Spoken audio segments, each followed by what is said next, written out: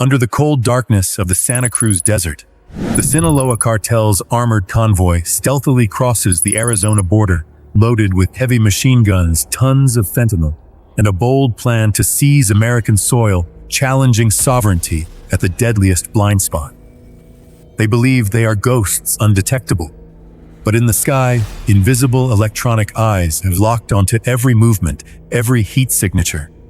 A cutting-edge war machine is counting down, ready to turn the dust into an inferno. What happens next? Keep watching, because in less than 6 minutes, the entire Sinaloa force is wiped out, and the secret behind this strike will leave you stunned. Hit subscribe to uncover the untold story. At 2 o'clock in the morning on August 2nd, in the cold darkness of the Santa Cruz Desert, a few kilometers north of the Mexico border, an armored convoy of Sinaloa Cartel pickup trucks silently moves through the yucca bushes like predators holding their breath. 12 vehicles travel in a jagged formation, each camouflaged with desert dust, thermal blankets, and stolen Arizona license plates. No lights, no electronic signals, no detected radio communications. But this is no ordinary smuggling run. Inside each vehicle are armed members of the Los Menores group, equipped with M4 rifles, semi-automatic pistols, grenades, GPS jammers, and drone signal disruptors. Among the 96 gunmen, at least 30 have prior convictions for murder or involvement in cross-border kidnappings. Accompanying them are over 3 tons of compressed fentanyl disguised as emergency medical supplies and frozen food. Their target, Desert 9 Checkpoint, an abandoned Border Patrol facility since 2023, located on the southern slope of the Patagonia Plateau. Sinaloa doesn't just want to infiltrate, they want to occupy. The plan: within 18 minutes, the armed group will set up camp at Desert 9, fortify their position, and establish the shortest logistics route to Tucson. But they don't know they're being watched. At an altitude of 55,000 feet, a stealth RQ-180 UAV from the U.S. Air Force has been tracking their formation for nearly 3 minutes. Every heat signature, every infrared wave from the engines, even the dust trail from the tires has been identified and encoded, relayed to the Department of Homeland Security's Operations Center at Fort Huachuca. Within 12 seconds, the battlefield AI system classifies this as a highly organized, small-scale armed incursion. Within 18 seconds, a kill box is established, a deadly corridor 14 kilometers long and 5.6 kilometers wide, sealed by 3 layers of coordinated firepower from UAVs, armed helicopters, and the HIMARS system. But not a single shot is fired. No alarms, no warning signals. Everything is on hold. Because in modern warfare, no one shoots out of fear. They wait to strike when a single blow can end it all. As the last vehicles of the Sinaloa convoy push deeper into the center of the kill box, none of them know they've crossed the point of no return. They see only sand rocks and darkness. But above, electronic lenses have locked onto every vehicle, every person. Not to observe, but to annihilate. At 2 hours and 3 minutes in the morning, at the Department of Homeland Security's Domestic Response Operations Center in Fort Huachuca, Arizona, the data stream from the RQ-180 is encoded and analyzed in real time by the tactical AI system. The abnormal heat signatures, military-style formation, and particularly the passive jamming methods from at least 4 of the 12 LUD vehicles eliminated any doubt of a routine smuggling operation within 11 seconds. The system triggered a Level 1 domestic threat classification. Less than 30 seconds later, Priority 6 orders were transmitted via secure cable to the Border Tactical Coordination Command. Operation Fire Echo was officially deployed. This was no longer a border protection mission. This was a tactical response to an armed assault. The kill box is confirmed in the Santa Cruz Desert, centered at coordinates 31 degrees, 29 minutes, 12.7 seconds. North, 110 degrees, 43 minutes, 3.2 seconds west, spanning 14 kilometers from east to west, and 5.6 kilometers from north to south. No civilians are present in the area. The terrain is flat, dry sand, sparsely covered with yucca and low basalt rocks, providing clear visibility and no radar obstructions. The kill box is designed with 3 overlapping attack layers, air-ground, and close combat capable of eliminating all targets within 180 seconds if necessary. In the air, 6 MQ-9 Reaper UAVs circle silently at 41,000 feet, each carrying 2 GBU-39B SDB bombs and 1 AGM-114R Hellfire missile pre-programmed to lock onto diesel engine heat signatures. The Reapers are coordinated from Elmendorf Air Force Base, operated by a joint CBP and U.S. Air Force team. On the ground, at a concealed mobile artillery battery, nestled beneath a cliff, 11.2 kilometers north of the kill box, 3 M142 HIMARS launchers are in position, ready to fire M30A1 GMLRS rockets, fragmentation munitions designed for wide-area desert strikes. Invisible and silent, the entire desert has become a giant targeting grid. From the west, at Davis-Monthan Air Force Base, 2 AH-64 Apache attack helicopters took off 8 minutes ago, flying low, emitting no radio signals, and navigating through the Patagonia mountain gaps. Each is fully loaded with Hydra 70 rockets and 30mm cannon rounds guided by the TIDS electronic targeting system. They will arrive in under 3 minutes, following an enveloping route from the southwest, targeting the Sinaloa convoy's logistics tail. The final layer of the kill box is the ground close combat team from 2 CBP Borstar and SOCOM stations east and southwest of the kill box.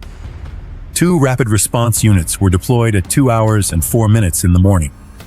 Each unit consists of 12 personnel equipped with SCAR-H rifles, ENS-13 infrared scopes, GPNBG-18 night vision goggles, and encrypted short-range communication devices.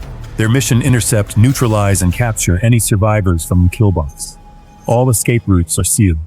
Beneath the surface, the dry sand remains unaware that in less than 10 minutes, it will erupt in flames. In the operations room, Fire Echo Commander Lieutenant Colonel Blake Garrison stands silently before a constantly updating digital map. 12 targets move steadily at a speed of 62 kilometers per hour, maintaining a distance of 18 to 22 meters between vehicles, a tightly trained formation. "Wait until they're in the center," he says without looking at anyone. "We don't shoot to scare. We shoot to end." At this moment, the Sinaloa convoy is less than 4 kilometers from the kill box's center. The estimated time for all vehicles to enter the kill zone is 2 hours and 7 minutes. All units receive orders to stand ready. No one speaks. No one moves, because in the kill box, every miscalculation is an explosion. As the 12th vehicle of the Sinaloa convoy crosses the southern boundary of the kill box, the all targets in zone signal is automatically confirmed by the UAV control system and instantly relayed to the Fort Huachuca command center via Type 3 encrypted cable. No manual order is needed. The system is pre-programmed. At 2 hours, 17 minutes, and 8 seconds, just 2 seconds after the last vehicle enters the kill zone, the attack sequence is simultaneously transmitted to all air-ground and coordinated fire units. In less than 6 seconds, 80 armor-piercing rounds are fired directly into the cabins of 3 middle vehicles, turning them into twisted, blackened hunks of metal. One vehicle erupts in fierce flames, the fire from auxiliary fuel spilling onto the sand like molten oil, incinerating 3 gunmen as they leap from the wreckage. Simultaneously, the third wave is triggered from the concealed HIMARS battery in the mountains. 6 M30 A1 GMLRS rockets are launched from 11.2 kilometers away, flying low and reaching the convoy's tail just 17 seconds after leaving the launchers. These munitions don't explode. They disperse razor-sharp tungsten fragments. At a rate of 22,000 fragments per minute, covering nearly 20,000 square meters, at 2 hours, 17 minutes, and 37 seconds, the 3 tail vehicles ignite not from bombs or cannons, but from metal shards piercing fuel tanks, cockpits, steel plates, and human bodies. One gunman attempting to escape has both legs severed before hitting the ground.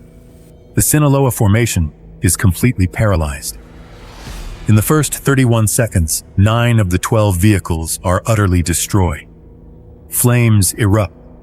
Black smoke billows, reflecting a fiery red glow on the swirling desert dust.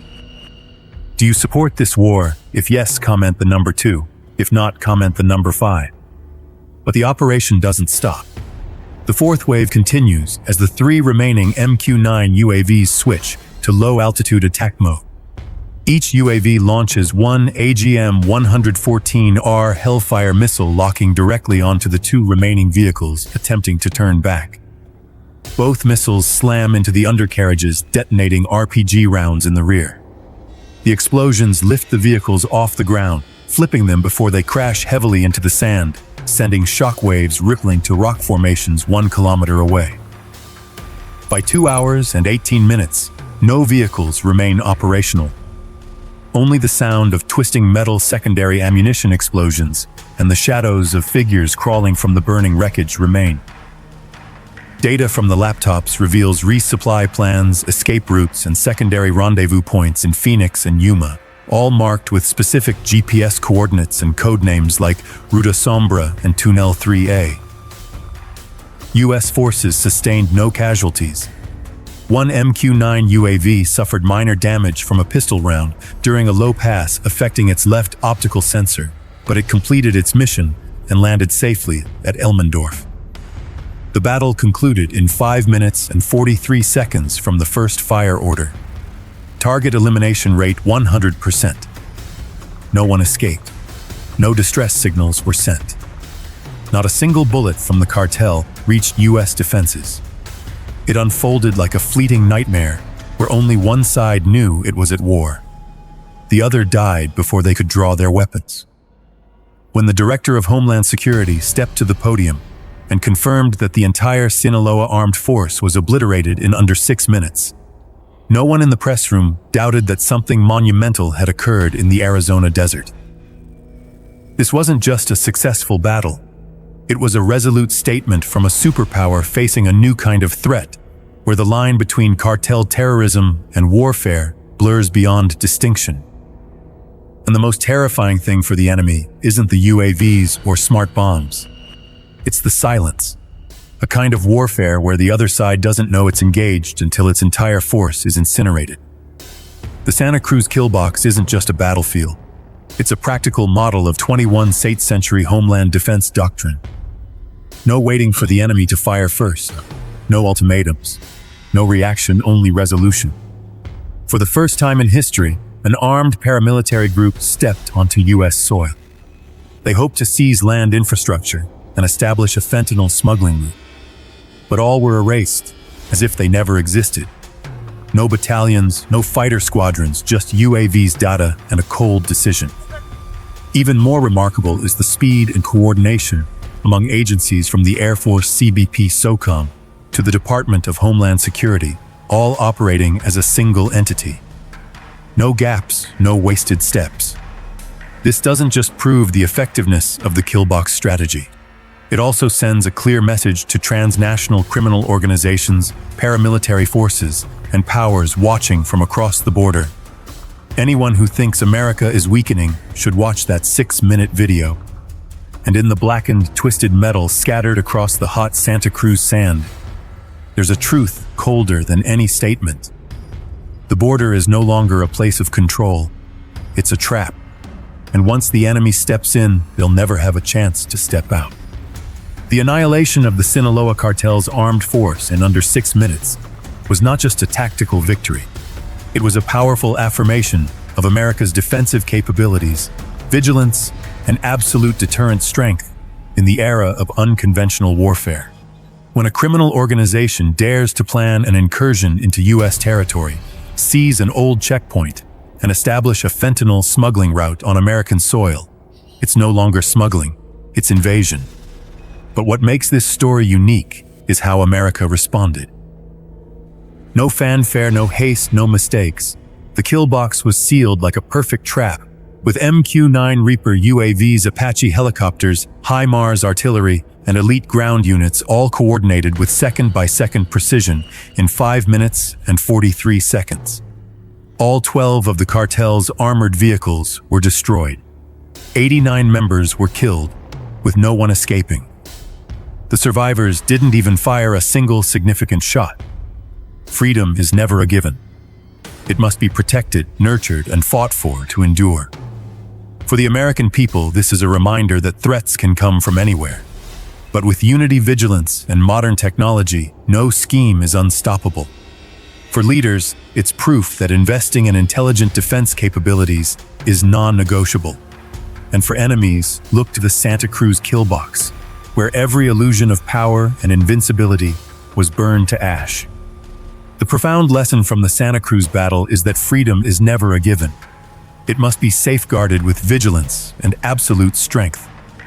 When the Sinaloa Cartel dared to violate U.S. territory, they faced the Killbox Doctrine, a modern war machine that obliterated them in under 6 minutes. The flawless coordination of technology, data, and cold resolve shows that in the era of unconventional warfare, no threat is invincible. Every citizen must recognize national security, demands investment in technology, and uncompromising unity. In under 6 minutes, the Sinaloa Cartel, with 12 armored vehicles, 96 gunmen, and tons of fentanyl, was completely annihilated, not a single bullet fired toward U.S. defenses. This is the power of technology coordination and cold resolve. But the question left for you is this the only way to counter new threats as the line between crime and warfare grows ever blurrier? What do you think of the Killbox Doctrine and the message it sends to the world? Drop your thoughts in the comments below, share your perspective, and don't forget to subscribe for more gripping stories.